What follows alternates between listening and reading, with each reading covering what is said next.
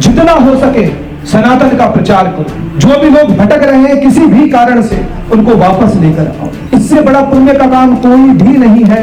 तुम किसी की कोई भी सहायता कर दो, ये भौतिक जीवन तक रहेगी, लेकिन किसी को अगर धर्म से जोड़ दोगे तो उसका इस लोक का और परलोक का दोनों का कल्याण हो जाएगा। कितने लोग हनुमान चालीसा करते हैं? संकल्प सनातन की बात हो रही तो एक संकल्प हम यहां सब लें कि कोई एक दिन, कोई भी एक दिन, चाहे आप मंगलवार चुन लीजिए या शनिवार चुन लीजिए, एकत्रित होकर हनुमान चालीसा का पाठ कीजिए। हमारी युवा पीढ़ी को लगता है कि मॉडर्न वो अमेरिका और लंदन में बैठे हुए लोग हैं जिनके आचरण ही शुद्ध नहीं है। ये अधर्मी लोग हैं जो स्कूल के अंदर अंडा, मांस और मदिरा वितरण कर रहे हैं, क्योंकि हमारी संस्कृति की बात हमारी युवा पीढ़ी से कोई नहीं करना चाहता। आजकल के माता पिता भी अपने बच्चों को केवल पेट पालने की शिक्षा दिलवाएं कि किस प्रकार से तुझे बड़ा होकर ये पढ़कर तुझे ये सब्जेक्ट लेना, तेरी ये नौकरी लगेगी, तुझे इतनी तनख्वाह मिलेगी और तू केवल अपना पेट पाल सकता है। लेकिन कैसे तुझे मनुष्य बनना है, कैसे तुझे सेवा करनी है, कैसे तुझे धर्म के मार्ग पर चलना है, कैसे तू महापुरुष बनेगा, ये शिक्षा कोई माँ बाप नहीं दे रहा। और ये दुर्भाग्य की बात है, ये दुर्भाग्य की बात है। पहले के समय पर चाहे राजकुमार हो, चाहे मध्यम वर्गीय बालक हो, उसे गुरुकुल भेजा जाता था, उसको धर्म की शिक्षा दिलवाई जाती थी। अन्य धर्म दिलवाते हैं, अन्य धर्म मदरसों में भेजते हैं, वे अपने धर्म की शिक्षा दिलवाते हैं। इसीलिए आप कुछ भी करने वो आते हैं और आपको धर्म पूछकर गोली मारते हैं। आपको तो शर्म आ जाती है गुरुकुल के नाम से, और हम तो ये अप्रोच लगाते हैं कि बड़े बड़े कॉन्वेंट स्कूल में एडमिशन हो जाए। समाज में हमें चार जगह बोलने में मजा आता है कि हमारा बच्चा वहां पढ़ता है। अरे दुर्भाग्य, दुर्भाग्य। जब अंग्रेज भारत में आए तो हम जो शिक्षा पद्धति को आज अनुसरण कर रहे हैं, ये मेकाले थ्योरी ऑफ एजुकेशन है, जहां पर बचपन से हमें गुलाम और नौकर बनाने की शिक्षा दी जाती थी, क्योंकि अंग्रेज भारतीयों को नौकरों की तरह इस्तेमाल करते थे। हमारी शिक्षा पद्धति तो गुरु बनाती है। जब भारत में गुरुओं का निर्माण होगा तभी तो भारत विश्व गुरु बनेगा। ये भारतीय शिक्षा पद्धति है। सभी का एक निश्चित दिन है जब वो प्रार्थना करते हैं, चाहे शुक्रवार हो, निश्चित रूप से सब एकत्रित होकर प्रार्थना करते हैं। रविवार हो, सब लोग एकत्रित होकर निश्चित रूप से प्रार्थना करते हैं। हमारा कोई दिन है? हमारा तो हर दिन हमारा है। आप चाहे रविवार ले लीजिए, आप चाहे सोमवार ले लीजिए, आप चाहे मंगलवार ले लीजिए, बुधवार, गुरुवार, प्रत्येक दिन हमारे पास सनातन ने इतनी स्वतंत्रता दी है कि आप साधना कर सकते हैं, उपासना कर सकते हैं, पाठ कर सकते हैं, भजन कर सकते हैं। लेकिन हम हमारी साधना और पूजा को अंत में रखते हैं। अपने जीवन में झांक कर देखना कि जिस दिन व्यस्तता होती है उस दिन सिर्फ पूजा छूटती है कि आज काम था इसलिए पूजा नहीं कर पाए। अन्य काम होते हैं सारे, अन्य आप व्यस्तता में सारे काम करोगे, लेकिन आप जीवन के अंदर देखोगे तो पूजा छूट जाएगी। 5 मिनट 10 मिनट हम उस व्यस्तता में नहीं निकाल पाते, और यह हमारे मन को कमजोर करता है। हमारे मन पर यही वार होता है कि हमने हमारी उपासना को नहीं पकड़ा, हमने हमारी साधना को नहीं पकड़ा। हमारे मंत्रों में, हमारी उपासनाओं में, हमारी स्तुतियों में इतनी ताकत है, इतनी ताकत है कि स्वयं भगवान का ध्यान अपनी ओर खींच लेते हैं। छोटा सा बालक ध्रुव, जिसने साक्षात नारायण को प्रकट कर दिया, राक्षस कुल में पैदा होने के बाद प्रहलाद के लिए भगवान धरती पर प्राकट्य हो गए। हम तो बुद्धिमान हैं, हमें तो सब पता है, हम तो सब कथाएं जानते हैं, लेकिन उसका अनुसरण हम नहीं करते।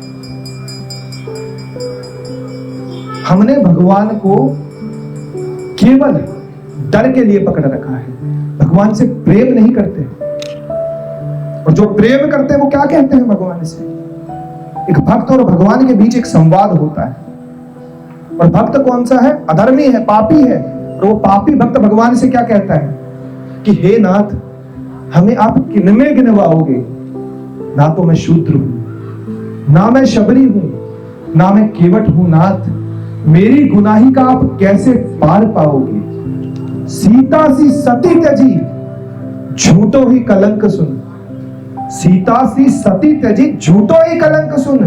मैं तो साचो कलंकी, नाथ मुझे कैसे अपनाओगे? तो भगवान कहते हैं प्रहलाद को तारो। प्रहलाद को तारो, वाको तात को तमाशो देखो। आपने उसके पिता को मारा। ध्रुव को तारो, अच्छा ध्रुव को तारो, वाको बालपन निहारो है। अच्छा सुग्रीव को तारो, सुग्रीव को तारो, वाके बंधु को संहारो। सुग्रीव को तारा तो उसके भाई को मारा है। विभीषण को तारो, विभीषण को तारो, आपको तो कुटुंब ही उजाड़ोगे, विभीषण का तो पूरा कुटुंब ही उजाड़ दिया। अरे भक्त भक्त तारे वामे राम ने बढ़ाई क्या, बिना भक्त तारो फिर तो तारो तिहारो, बिना भक्त तारो। सनातन इतनी स्वतंत्रता देता है। गजब का दावा है पापियों का, अजीब जिद पर मचल रहे हैं, जिनके रहमों पे पल रहे हैं उसी से झगड़े पर तुल रहे हैं। कि दीन दयालु नाम कैसे पड़ा तुम्हारा, अधम सुधारक बने कहां से।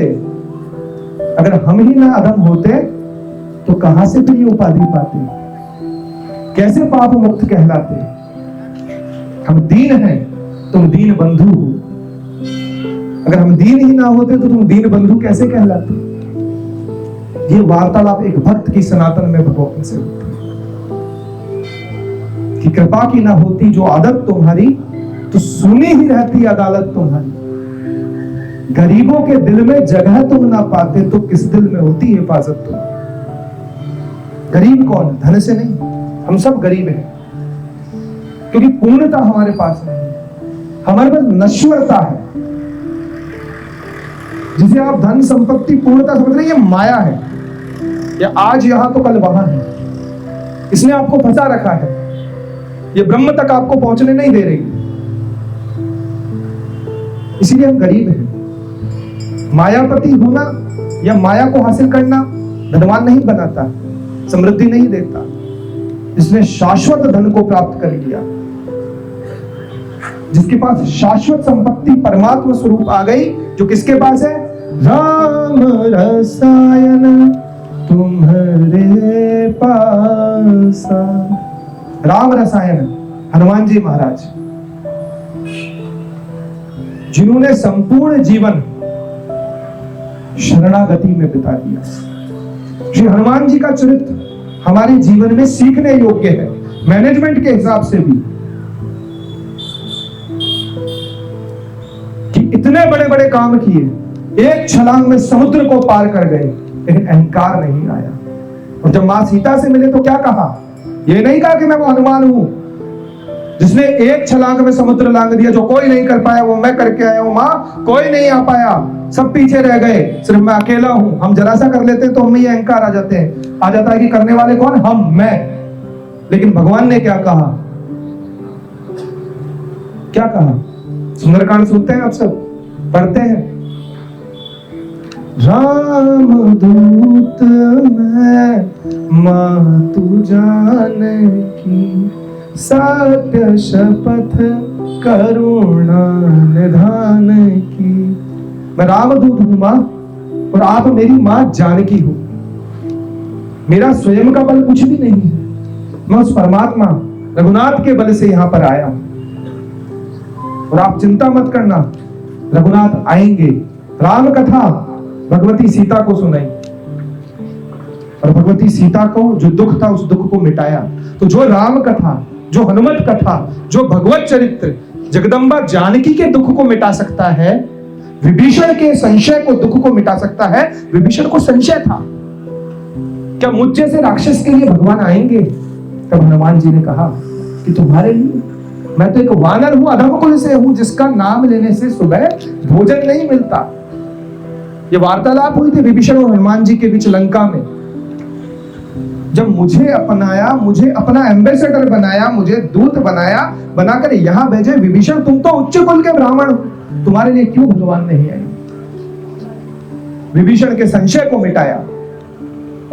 उन्हीं हनुमान जी की जीवन से शिक्षा लेकर, प्रेरणा लेकर हमें हमारे जीवन को व्यतीत करना है, जिनका संपूर्ण जीवन राम काज में निकल गया। राम काज क्या है कि भगवान के चरित्र को जन जन तक पहुंचाना।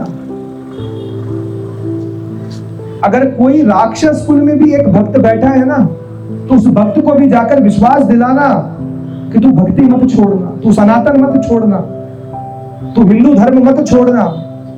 जिस प्रकार विभीषण के लिए भी भगवान राम आए, तेरे लिए भी आएंगे। वह भगवान तुझसे मिलने के लिए परेशान है,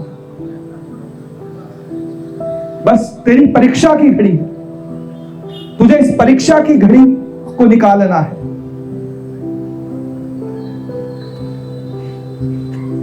यही शिक्षा हमें जन जन तक लेके जानी है।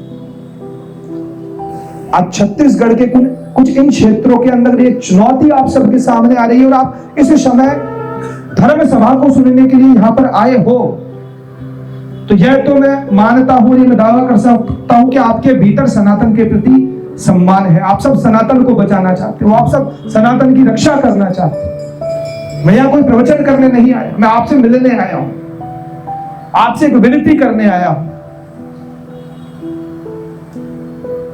कि कभी हिम्मत मत हारना, अपने प्रयासों को मत छोड़ना,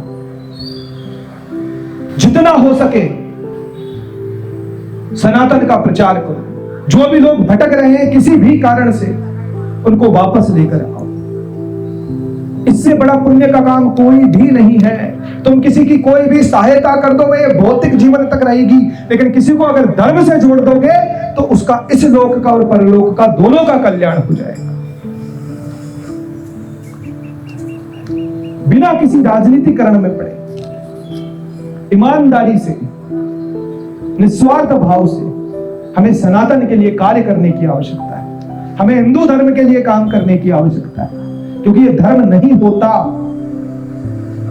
तो जो जीवन आज हम जी रहे हैं, जो चरित्र हमारी आंखों में से आंसू निकाल देते हैं, जो हमारे हृदय के अंदर प्रेम का प्रसार कर देते हैं, वह हमें नहीं मिलता और हम भी कहीं भक्षण में या भोग में लगे रहते हैं। जिस प्रकार से हमारी आने वाली पीढ़ियों को बर्बाद करने की बहुत बड़ी साजिश विदेशी ताकतों के द्वारा की जा रही है, सावधान हो जाने की आवश्यकता है। कि सोशल मीडिया पे आप देखेंगे कि कैसी भाषा शैली आज हमारी युवा पीढ़ी इस्तेमाल कर रही है,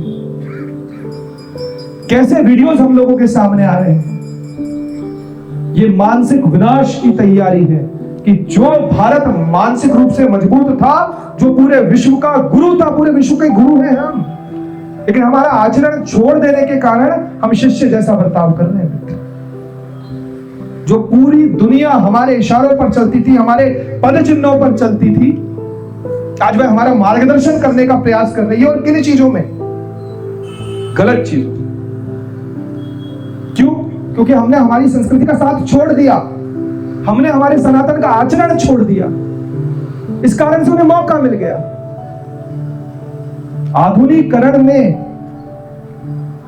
आधुनिकरण में और पाश्चात्यकरण में, दोनों में अंतर है। मॉडर्नाइजेशन और वेस्टर्नाइजेशन। हम आधुनिक के नाम पर पाश्चात्य संस्कृति को अपना रहे हैं और हम क्या कह रहे हैं? ये मॉडर्निटी है। ये मॉडर्निटी नहीं है। हमसे ज्यादा मॉडर्न कोई हो सकता है? प्रथम वेडिंग एनिवर्सरी किसकी मनाई जाती है संसार में? भगवान शिव की, महाशिवरात्रि। एक शादी के बाद रीमैरिज, पुनर्विवाह किसका हुआ? भगवान शिव का। सती के बाद पार्वती। बिना शादी के प्रेम की पूजा कौन करता है संसार में? राधा कृष्ण की। हमसे ज्यादा मॉडर्न हो सकता है कोई? और महिला सशक्तिकरण की बात करें कि वुमेन एम्पावरमेंट को लेकर हमारे हिंदू धर्म पे सवाल उठाए जाते हैं। अगर अच्छा, राम जी से पहले किसका नाम आता है? सीताराम बोलते हैं या राम सीता बोलते हैं? सीताराम बोलते हैं। कृष्ण राधा बोलते हैं या राधा कृष्ण बोलते हैं? राधा कृष्ण बोलते हैं। शंकर उमा बोलते हैं या उमा शंकर बोलते हैं? उमा शंकर बोलते हैं। तो महिलाओं का सम्मान हो, चाहे प्रेम को दर्जा देने की बात हो, चाहे कुरीतियों को त्यागने की बात हो, हमसे ज्यादा आधुनिक कोई न था, न है, न हो सकता है। लेकिन हमारी युवा पीढ़ी के साथ ये कोई चर्चा नहीं करता। इसलिए हमारी युवा पीढ़ी को लगता है कि मॉडर्न वो अमेरिका और लंदन में बैठे हुए लोग हैं, जिनके आचरण ही शुद्ध नहीं है, या जो ये अधर्मी लोग हैं जो स्कूल के अंदर अंडा, मांस और मदिरा वितरण कर रहे हैं। क्योंकि हमारी संस्कृति की बात हमारी युवा पीढ़ी से कोई नहीं करना चाहता। आजकल के माता पिता भी अपने बच्चों को केवल पेट पालने की शिक्षा दिलवा रहे हैं कि किस प्रकार से तुझे बड़ा होकर ये पढ़कर तुझे ये सब्जेक्ट लेना, तेरी ये नौकरी लगेगी, तुझे इतनी तनख्वाह मिलेगी और तू केवल अपना पेट पाल सकता है। लेकिन कैसे तुझे मनुष्य बनना है, कैसे तुझे सेवा करनी है, कैसे तुझे धर्म के मार्ग पर चलना है, कैसे तू महापुरुष बनेगा, ये शिक्षा कोई माँ बाप नहीं दे रहा। और ये दुर्भाग्य की बात है, ये दुर्भाग्य की बात है। पहले के समय पर चाहे राजकुमार हो, चाहे मध्यम वर्गीय बालक हो, उसे गुरुकुल भेजा जाता था, उसको धर्म की शिक्षा दिलवाई जाती थी। अन्य धर्म दिलवाते हैं, अन्य धर्म मदरसों में भेजते हैं, वे अपने धर्म की शिक्षा दिलवाते हैं। इसीलिए आप कुछ भी कर लो, वो आते हैं और आपको धर्म पूछकर गोली मारते हैं। आपको तो शर्म आ जाती है गुरुकुल के नाम से, और हम तो ये अप्रोच लगाते हैं कि बड़े बड़े कॉन्वेंट स्कूल में एडमिशन हो जाए, सेंट जेवियर्स में, सेंट मिशनरी स्कूल्स के अंदर हम अप्रोच लगाते हैं, नेताओं के लेटर लगवाते हैं कि हमारे बच्चों का एडमिशन हो जाए, क्योंकि वो स्टेटस सिंबल बन गया हमारा, कि समाज में हमें 4 जगह बोलने में मजा आता है कि हमारा बच्चा वहां पढ़ता है। अरे दुर्भाग्य, दुर्भाग्य। ये भौतिक ज्ञान जो हमें पढ़ाया जा रहा है ना, ये हमें नौकर बनाने की तैयारी है। ये मैकाले था, मैकाले ने ये सिलेबस एस्टैब्लिश किया है। जब अंग्रेज भारत में आए तो हम जो शिक्षा पद्धति को आज अनुसरण कर रहे हैं, ये मैकाले थ्योरी ऑफ एजुकेशन है, जहां पर बचपन से हमें गुलाम और नौकर बनाने की शिक्षा दी जाती थी, क्योंकि अंग्रेज भारतीयों को नौकरों की तरह इस्तेमाल करते थे। हमारी शिक्षा पद्धति तो गुरु बनाती है।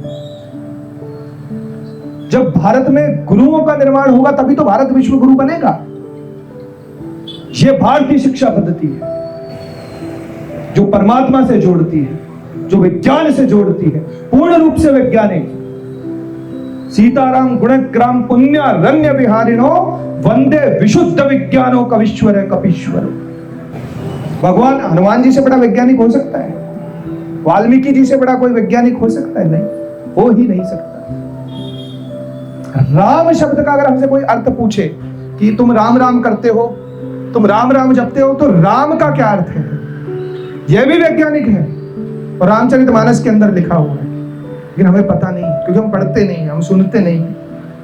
गोस्वामी तुलसीदास जी ने लिखा है कि बंदहु नाम राम रघुवर को, हेतु कृशानु भानु हिम कर को। ये जो राम नाम है ना, हेतु है, बीज है, कारण है। किसका? कृशानु मतलब अग्नि, भानु मतलब सूर्य, हिमकर मतलब चंद्रमा। तीनों के अस्तित्व का कारण है राम। रकार, र बीज, आ बीज, म बीज। तो र बीज हुआ अग्नि का, आ बीज हुआ सूर्य का, म बीज हुआ चंद्रमा का। ये तीनों बीजों से मिलकर अग्नि की, जल की, चंद्रमा की और सूर्य की उत्पत्ति होती है। ये तीनों का रसायन मिश्रण राम कहलाता है। और सूर्य हमारी प्राण शक्ति है, जल से हमारी प्रकृति है और अग्नि से हमारा स्वरूप है। तो राम जपने से तीनों बीजों मंत्र का जाप होता है और तीनों तत्वों में हमारी प्रधानता होती है। ये केवल भारतीय विज्ञान है। अच्छा, हनुमान जी को हम क्या कहते हैं? अतुलित बल धामम ज्ञानी नामाग्रगण्यम, है ना? बल बुद्धि विद्या देहु। आप उनसे मांगते हैं पर बल बुद्धि विद्या देहु। और हमारे यहाँ को क्या कहते हैं कि वो सूर्य को फल समझ के खा गए थे। तो जो इतने बुद्धिमान है वो सूर्य को फल समझ के खा सकते हैं, इसका क्या रहस्य है? कि लिल्यो ताहि मधुर फल जाको, गोस्वामी तुलसीदास जी ने लिखा है ना। तो क्या कारण है कि हनुमान जी सूर्य को फल समझ के खा गए थे? ऐसा हो सकता है? जो इतने बुद्धिमान है, राक्षस भी जिन्हें बुद्धिमान कह रहे हैं, सुरसा कह रही है राम काज सब करऊं तुम बल बुद्धि निधान। जामवंत जी कह रहे हैं, कहो रीछपति सुनो हनुमाना, काच पिसाद रहे बल बनाना। पवन तनय बल पवन समाना, बुद्धि विवेक विज्ञान निधाना। कि तुम बुद्धि विवेक और विज्ञान के निधान हो हनुमान। तो ऐसे हनुमान क्या सूर्य को फल समझकर खा सकते हैं? तो क्या कारण है फिर सूर्य को निकले जाने का? मैंने बताया, राम बीज उसमें है। तो राम फल खाया है हनुमान जी ने, राम बीज को अपने मुख में लिया है, राम की ओर वे आकर्षित हुए। हमें सनातन के इन रहस्यों को जानने की आवश्यकता है। सनातन पर जो संशय करते हैं, सनातन पर जो कुतर्क करते हैं, सनातन पर जो प्रश्न चिन्ह लगाते हैं, उन लोगों को सावधान हो जाने की आवश्यकता है। जो लोग आज इन क्षेत्रों में आकर कहते हैं कि आदिवासी तो हिंदू होते ही नहीं, उन्हें शर्म आनी चाहिए। किसको बेवकूफ बनाए? क्यों इन भोले भाले आदिवासियों की भावनाओं से खेल रहे? शबरी कौन थी? केवट कौन थे? हिरण्यकश्यप कौन था? किसके लिए भगवान आए थे? जिनके उद्धार के लिए स्वयं भगवान अपने राजमहल को छोड़ के वनों में आए थे। आप उस समुदाय से कह रहे हो कि आप हिंदू नहीं? इनके अस्तित्व पर प्रश्न चिन्ह लगा रहे। आज तुम्हें 2500 वर्ष हुए, तुम्हें 1400 वर्ष हुए। इनका अस्तित्व त्रेता से, हजारों वर्षों से है, सतयुग से। ये सब सनातनी है, सब हिंदू। क्या जिन भगवानों का, परमात्माओं का ये नाम लेते हैं महापुरुष हो सकते हैं? मैं निंदा नहीं करता। ये जिनको भी पूछते हैं वो महापुरुष तो हो सकते हैं, क्योंकि उनका जन्म और मृत्यु हुई है। उन्होंने जो लिया ग्रहण, भारत से ज्ञान लिया, भारत के दार्शनिकों से ज्ञान लिया, लेकिन भगवान परमात्मा नहीं हो सकते, क्योंकि परमात्मा का कभी भी जन्म और मृत्यु नहीं होता। जो जन्म मृत्यु से परे है वह परमात्मा है। और इसका क्या प्रमाण है? जब हम राम जी के जन्म की आरती गाते हैं तो क्या बोलते हैं? भय प्रकट कृपाला। कहीं बोलते हैं भाई जन्म कृपाला। प्रकट वही होता है जो अंतर ध्यान है, जिसका अस्तित्व है, वही प्रकट होता है। और कैसे प्रकट होते हैं भगवान? भय प्रकट कृपाला, दीन दयाला, कौशल्या हितकारी। जो कौशल्या का हित है। और क्यों करते कौशल्या का हित? सुमित्रा भी थी, कैकेयी भी थी, तो कौशल्या हितकारी ही क्यों हुए? मैं माताओं से पूछूं कि हम यह स्तुति गाते हैं कि कौशल्या के हितकारी क्यों हुए? ये सीखने की बात है, ये सीखने की बात है। हमारे समाज में क्या हो रहा है कि आज धारावाहिक देखकर, टीवी देखकर, मोबाइल देखकर गृह कलेश बहुत ज्यादा बढ़ रहा है। एक दूसरे पर संशय करना, एक दूसरे की निंदा करना, एक दूसरे की टांग खींचना। और गृह कलेश अधिकतर हम कहें कि माताओं बहनों में ज्यादा हो जाता है। क्यों? क्योंकि त्याग की भावना हमने छोड़ दी। जब श्रृंगी ऋषि ने खीर दी तो मां कैकेयी की खीर चील लेकर उड़ गई। तो अपनी खीर में से आधा हिस्सा किसने दिया? मां कौशल्या ने। तो जिसने त्याग किया उसी की कोख से भगवान ने जन्म दिया। जो त्याग करता है उसे उस त्याग से अत्यधिक गुना ज्यादा मिलता है। यह विज्ञान है, यह पद्धति है।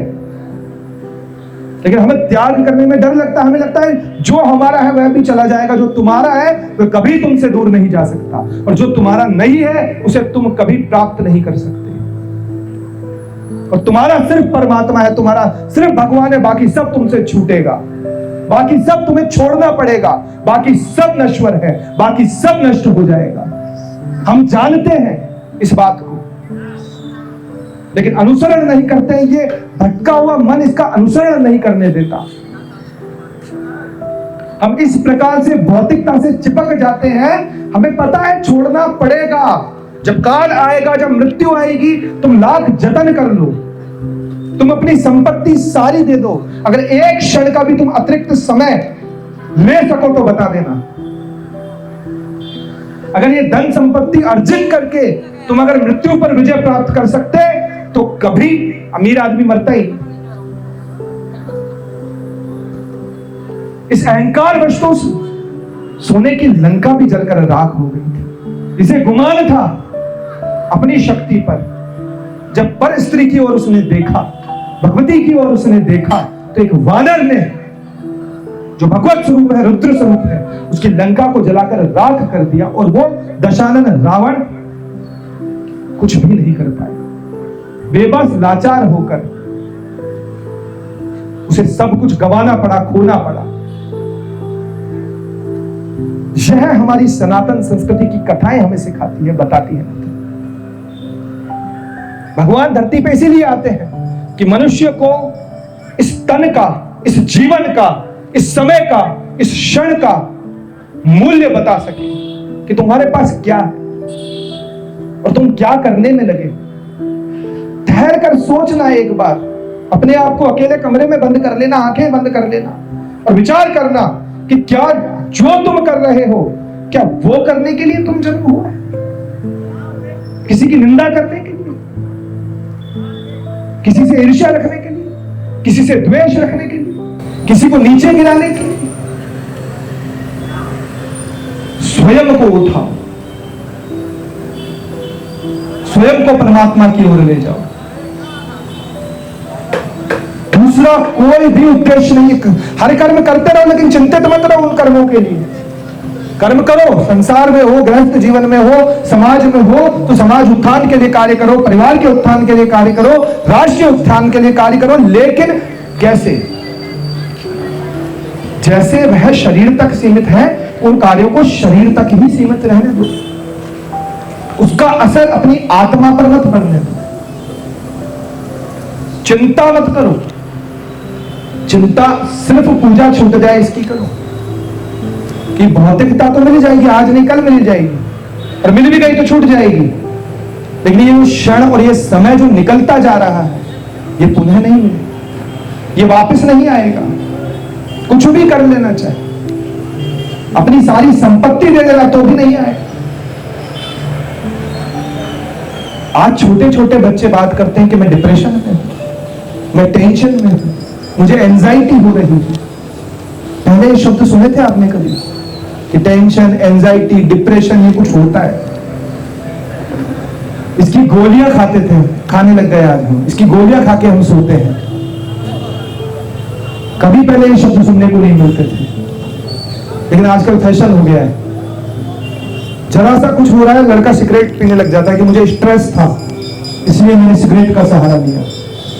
स्ट्रेस 15 साल की उम्र में, 14 साल की उम्र में स्ट्रेस, टेंशन होने लग गई। क्यों? क्योंकि अपना सारा भरोसा हमने भौतिकता पर छोड़ दिया। हमें लगता है ये संसार न्याय करेगा हमारे साथ, हमारे साथ ये दुनिया न्याय करेगी जो खुद मर जाएगी एक दिन। खुद मर जाने वाली, खुद नष्ट हो जाने वाली दुनिया, संसार आपके साथ क्या न्याय कर सकता है? जो खुद ही स्थिर नहीं रहने वाला, उसकी अपेक्षा में आप अपने बहुमूल्य समय को लगाकर अपने जीवन को समाप्त कर रहे हैं।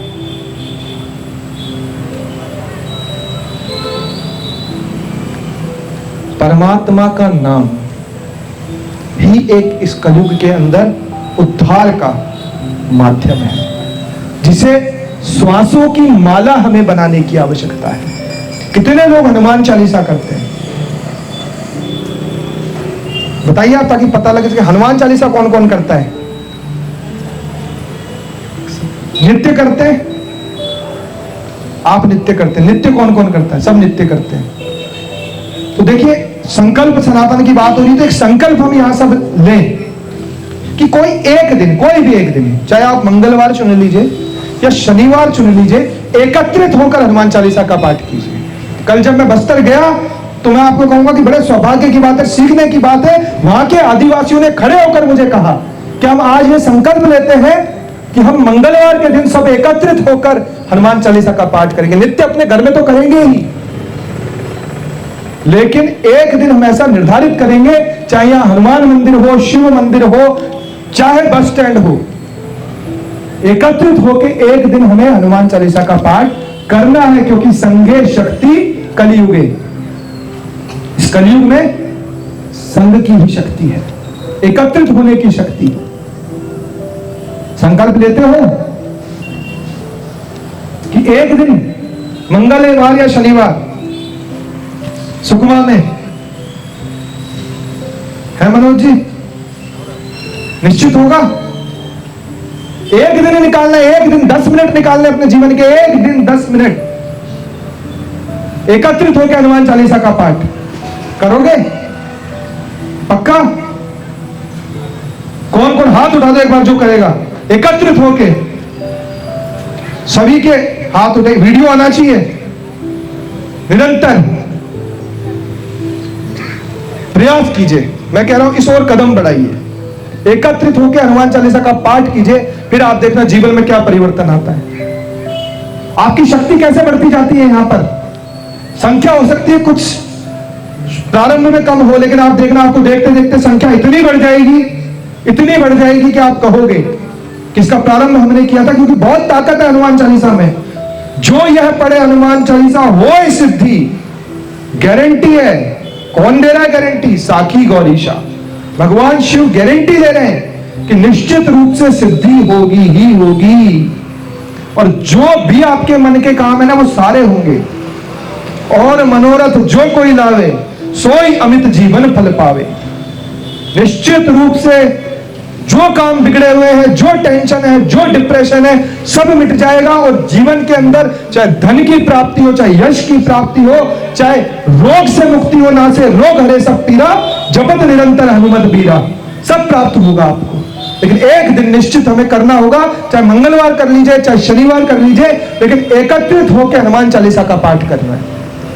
5-7 मिनट में हो जाता है, बंधन में नहीं बांध रहा हूं, कुछ ऐसा करने को नहीं कह रहा हूं जो बहुत दुर्लभ है। हनुमान चालीसा सभी को याद होती है, या पुस्तक भी अपन ले सकते हैं, क्योंकि पढ़ने का भी उसमें क्रम है। लेकिन नित्य तो घर में करनी ही है, नित्य आप करिए। मैं नहीं कह रहा कि रोज आप इकट्ठे होकर करिए, लेकिन सप्ताह में एक दिन, मंगलवार या शनिवार, आपका ये नियम बनेगा। और ये नियम देखना आपको जीवन में कहां पहुंचा देगा। अगर सुग्रीव को हनुमान नहीं मिलते ना, तो ना पत्नी मिलती, ना राज्य मिलता, किष्किंधा कुछ नहीं मिल पाता। अगर विभीषण को हनुमान नहीं मिलते ना, तो विभीषण उन राक्षसों के बीच ही मर जाता। अगर भरत जी को हनुमान जी नहीं मिलते ना, तो भरत जी चिंता में ही परेशान रहते कि राम चले गए, राम चले गए। अच्छा, राम जी को अगर हनुमान नहीं मिलते ना, तो कैसे सीता माता का पता लगता, कौन लक्ष्मण जी के प्राण बचाता। और तुम्हें यहां हनुमान जी मिल रहे हैं, फिर भी हम उनसे दूरी बना रहे हैं। एक पाठ मात्र, एक पाठ हर मंगलवार को। मैं कह रहा हूं दशा दिशा दोनों बदल जाएगी, आप देखना। एक बार विश्वास करके तो देखिए। सब करके देखा जीवन में, कुछ ना लगा हाथ। सब सारे उपचार हमने करके देख लिए, क्या ये मन तृप्त हो पाया? अभी लग रहा है किसी को कि सब तृप्त है, हमारा तो कुछ भी नहीं। एक भी व्यक्ति बैठा है ऐसा कि सब तृप्त है, जीवन के अंदर सारी संतुष्टि मिल गई, अब आगे कुछ नहीं चाहिए? एक भी नहीं, एक भी नहीं। कुछ भी कर लीजिए, आगे से आगे जो आपकी इच्छा है वो प्राप्त कर लीजिए, फिर कोई इच्छा उत्पन्न हो जाएगी कि माया ऐसा खेलेगी, ऐसा नचाएगी आपको, संतुष्ट होने ही नहीं देगी, ये शांति मिलने ही नहीं देगी। लेकिन मैं दावा वादा कर रहा हूं कि वो 7 मिनट आपको ऐसा लगेगा कि हमें सब कुछ मिल गया। जब आपका ध्यान आपकी सांसारिक गतिविधियों से हट जाएगा, सांसारिक परेशानियों से हट जाएगा, जब पूर्ण रूप से आप अपने स्वरूप के अंदर भगवान नाम का संकीर्तन करेंगे, भगवान की स्तुति करेंगे, तो आपको आध्यात्मिक बल प्राप्त होगा। और आध्यात्मिक बल के बिना अब मान लेना इस संसार में कुछ भी संभव नहीं है, कुछ भी संभव नहीं। हम चाहे कुछ भी कर लें, हमें जो कुछ धन मिल जाता है या हमें हमारा जीवन सही चल जाता नहीं है, हमारी एफडी है पुराने कर्मों की, पुराने जीवन की। ये मान लेना हम एफडी खा रहे, हमें लगता है कि हम हमारी चतुराई से, हम हमारी समझ से, हम हमारी समझदारी से कुछ कर रहे हैं। कुछ नहीं कर रहे हैं। हम बड़े बड़े समझदार बैठे हैं, जिनके मर गए बादशाह रोते फिरे वजीर, कोई नहीं पूछ पा रहा है। बड़े बड़े सामर्थ्यवान थे, कहां गए? कहीं। जब कर्मों की एफडी खत्म हुई, कहां गए आसाराम बापू? 8 करोड़ जिनके भक्त हुआ करते थे, जेल में है आज। क्यों? क्योंकि जब कर्मों की एफडी खत्म हो जाएगी ना, कमाया तो कुछ नया है नहीं, एफडी में सिखा रहे थे, एफडी पूरी हो गई और सब समाप्त। कमाइए, खर्च तो कर रहे हो, ये जो मिल रहा है ये केवल सत्कर्म और भगवान नाम के प्रताप से ही मिल रहा है, पुराने कर्मों की एफडी के कारण ही मिल रहा है। जब ये समाप्त हो जाएगा तब कुछ भी नहीं रहेगा, मित्र, खाली हो जाओगे। कितनी ही चतुराई कर लेना, कोई लाख करे चतुराई कर्मों के, लेख मिटे ना भाई। लाख चतुराई करने के बाद मान विद्वान रावण ने खूब चतुराई करी, खूब ग्रहों को जो अनुकूल कर लेता था, काल को जिसने अपने यहां पर बांध रखा था, जब उसका समय आया और जब उसके पुण्य क्षय हो गए, नष्ट हो गए, उसे कोई नहीं बचा पाया। भगवान महादेव का सबसे बड़ा भक्त था, नहीं बचा पाया, कोई नहीं बचा पाया।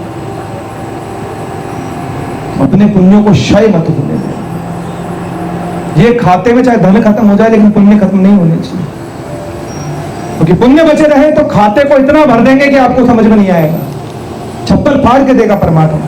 लेकिन पुण्य नष्ट हो गए तो एक झटके में खाते का धन, दौलत, घर सब चला जाएगा। बुरा वक्त किसका आता है? जिसके पुण्य नष्ट हो जाते हैं, जिसे अपने कर्मों को भोगना होता है, उसी का बुरा समय आता है।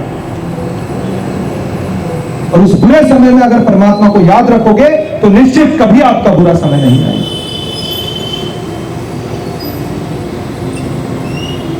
तो आज इस संकल्प सनातन के अंदर मेरा सुकमा आने का उद्देश्य सिर्फ इतना ही है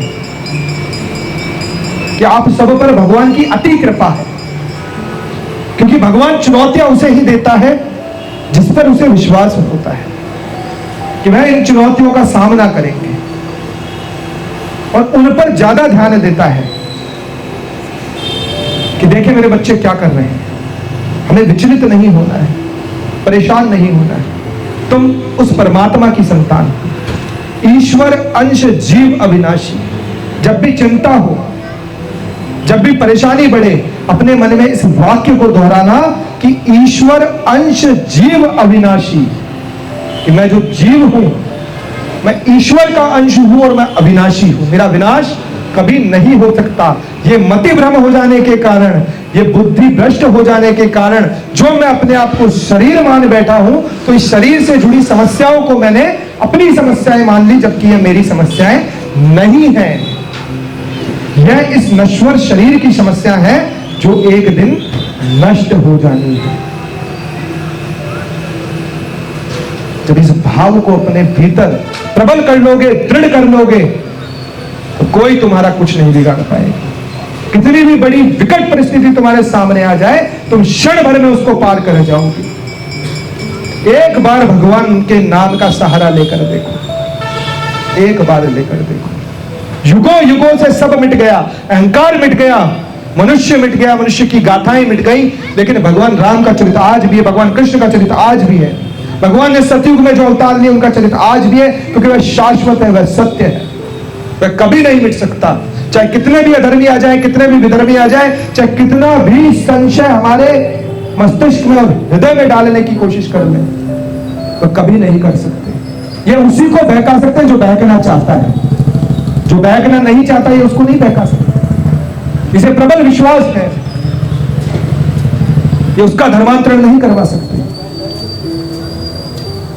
और जब तू साक्षात हमारे सामने ऐसी परिस्थिति आ गई कि हमारे पर्यटक घूमने कश्मीर जा रहे हैं, पहलगाम में जा रहे हैं, और धर्म पूछकर उनको गोली मार दी जा रही है, ये तो हमें साक्षात दिखाई दे रहा है। धर्म पूछकर मार देना, इतना डर सनातन से। कभी सुना है हिंदुओं ने, सनातनियों ने किसी को धर्म पूछकर गोली मार दी? क्योंकि हमें डर नहीं, हमें भय नहीं है। हमें तलवार की नोक पर सनातन को नहीं बढ़ाना है। हम हमारे विचारों से, कथाओं से सनातन का अनुभव कराते हैं, क्योंकि हमें सनातनी बनाने की आवश्यकता नहीं है। प्रत्येक जीव जो इस धरती पे जन्म लेता है वह सब सनातनी है। सनातनी के अलावा कोई दूसरा पैदा हो ही नहीं सकता। बाकी सब बनाए जाते हैं, और जो बनाए जाते हैं वो बिगड़ते हैं। बनी हुई हर चीज बिगड़ती है, बनी हुई इमारतें भी बिगड़ेगी, बनाए हुए रिश्ते भी बिगड़ेंगे। जो बनता है वो निश्चित बिगड़ता है। इसलिए हम बनाने पर विश्वास नहीं रखते, हम जो शाश्वत है, जो सत्य है, उस पर विश्वास रखते हैं। हम उसे मानते हैं, हम उसे जानते हैं, हम उसका अनुसरण करते हैं। कि जो भी लोग आज सनातन को मिटाने का प्रयास कर रहे हैं, कान खोलकर सुन ले कि उनका अस्तित्व मिट जाएगा, उनकी पीढ़ियां मिट जाएगी, उनका एक बाल भी इस धरती पर नहीं बचेगा। जिसने भी सनातन की ओर आंख उठा के देखा है, उसका सर्वनाश निश्चित हुआ है। क्योंकि यह धर्म स्वयं परमात्मा के द्वारा स्थापित किया हुआ है। यही एक धर्म है जो मनुष्य के जीवन का लक्ष्य है, जो उद्भव का कारण है, जो पालन का कारण है, और जो संहार का कारण है। उद्भव की पूजा कहीं नहीं होती, सृजन की पूजा, ब्रह्मांड सूर्य की पूजा, ब्रह्मा की पूजा दूसरे धर्म में नहीं है। पालन करता विष्णु की पूजा कहीं नहीं है, संहार करता शिव की पूजा कहीं नहीं, प्रकृति की पूजा कहीं नहीं। ये सिर्फ सनातन में है। हम हर उस देने वाले का धन्यवाद कहते हैं, धन्यवाद करते हैं, प्रार्थना करते हैं। ये हमारे संस्कार है, ये हमारी संस्कृति है। वसुधैव कुटुंबकम का नारा देते हैं, जिसे जो हम पूरे संसार को अपना परिवार मानते हैं। लेकिन जो लोग हमसे नफरत करके हमें मिटाने का प्रयास कर रहे हैं, उनको मैं कह दूं कि हम शास्त्र के जानकार हैं तो हम शस्त्र के भी जानकार।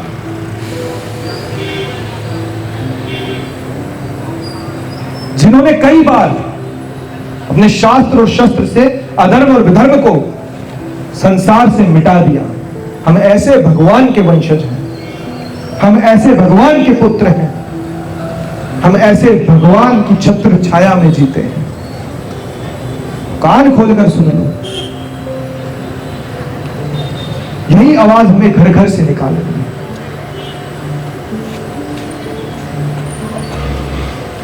इसी धर्म का अनुसरण करते हुए हमारे जीवन का व्यापन करना है, हमारे जीवन को सफल बनाना है। निश्चित रूप से आप सभी का कल्याण होगा। यही कहकर आज अपनी वाणी को विराम देता हूं, क्योंकि यह ऐसी चर्चा है कि कितनी भी करती रहो कभी समाप्त नहीं होगी, क्योंकि भगवत चर्चा है। लेकिन मैं आशा करता हूं कि जो भी चर्चा आज हमारे बीच हुई है, इसका कुछ असर आपके जीवन पर निश्चित रूप से होगा और आपके जीवन के अंदर आप उपासना को, साधना को और प्रार्थना को कभी नहीं छोड़ेंगे, अपने जीवन में अपनाएंगे। मैं अपना अनुभव बता रहा हूं, ज्यादा उम्र मेरी नहीं है, लेकिन भगवान से इस साधना के माध्यम से सब कुछ प्राप्त किया है। अनुभव करता हूं उस भगवान को सदैव अपने हृदय के अंदर, अपने साथ, उसका अनुसरण करके जीवन के बड़े बड़े कष्टों को ऐसे निकाल दिया जैसे वो ना के बराबर थे। सुकमा आकर बहुत अच्छा लगा, आप सबने समय दिया इस धर्म सभा के लिए, और अच्छा लगा। और अगली बार आऊं तो ये संख्या और ज्यादा हो, यह मैं उम्मीद करता हूं कि तब तक आप यहां पर धर्म की वो आंधी, वो लहर चलाएंगे कि ज्यादा से ज्यादा लोगों को सनातन की ओर लेकर आएंगे। इतना ही कहकर मैं अपनी वाणी को विराम दूंगा। बोलो सियावर रामचंद्र की, पवन सुत हनुमान की, उमापति महादेव की, नमः पार्वती पते।